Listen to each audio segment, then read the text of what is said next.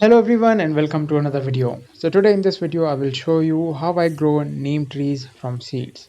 So in front of you can see this is my 10-year-old neem tree, and neem trees usually bear fruits in the month of July and August. So late July and early August is the time when you want to take or pluck the fruits or the seeds off of your plant.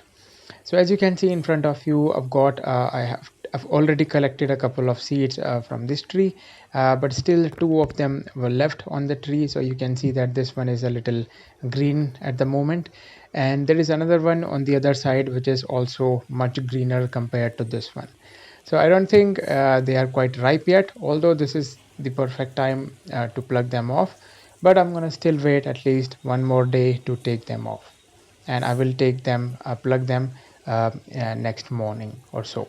Now one thing that you need to make sure is that you're keeping an eye on the seeds as soon as the July hits, because you won't even know, and your seeds will be swept away with the water because of heavy rainfall. So make sure you're checking on them every day, and if you see that one of the seed is going to fall any moment, it's better to plug them off right at that moment.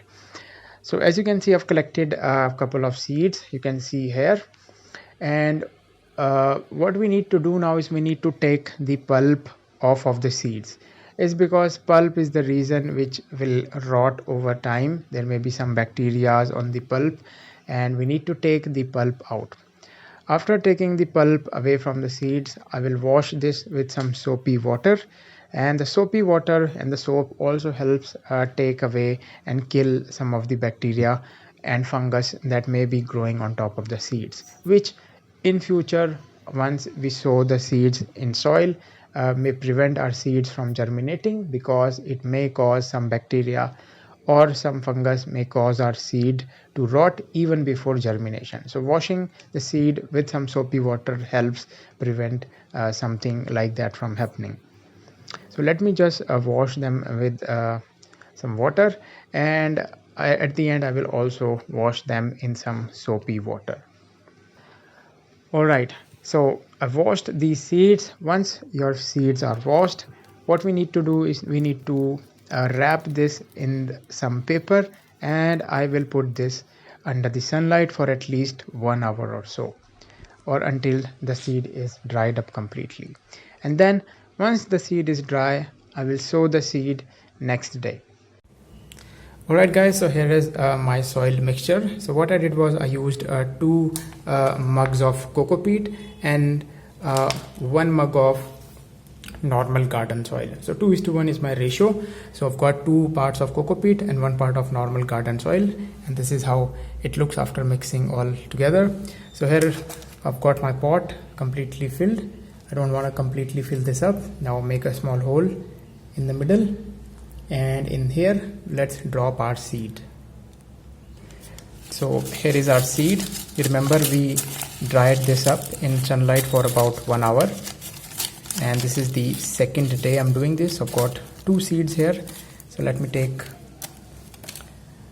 one of the seeds. Let's take this one and let's drop this in. That's it. Cover this up lightly, and then we'll just water this up. So let me prepare another pot as well.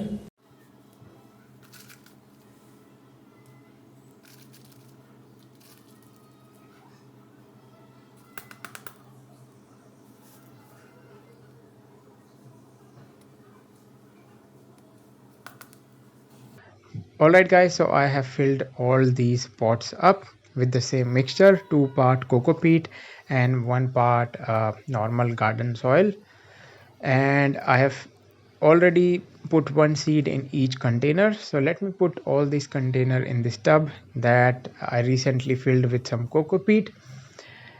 So one by one I'm putting all of these next to each other, and as you can see I still have a couple more seeds left. So what I'm going to do now is I'm going to sow all of these right inside the tub in the coco peat. So let me make a couple of holes, and in these holes I will plant 1 seed in each hole, one here, one here, and one here.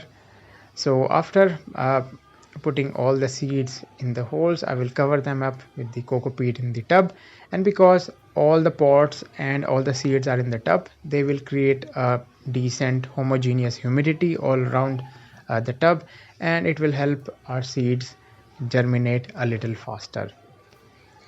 So now that our seeds are done, let me give them some water. So here is some water. Let me water gently. I'm not going to be watering them a lot because they're already in wet cocoa peat. So that should be enough. And we are also in rainy season, so humidity is also decent.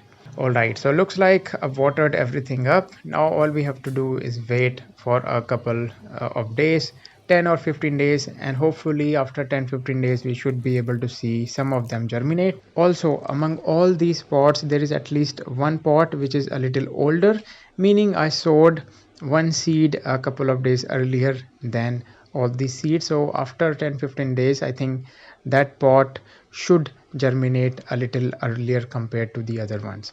So let's come back after a couple of days, or at least until at least some of them germinate. All right guys, so looks like as you can see, this one is germinated, and hopefully other ones will germinate soon. I think this pot is the oldest one because this germinated much faster compared to other pots, and hopefully within a couple more days all these pots will germinate as well.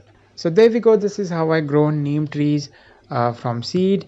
The one that I showed you in the beginning, the 10-year-old neem tree, was also grown from seed, and look, after 10 years it has given me about uh, more than 50 seeds over the span of 10 years. So there is that. So with that, let me conclude. I hope you found this video interesting. Thanks for watching, and I will see you guys in my next video. Bye bye.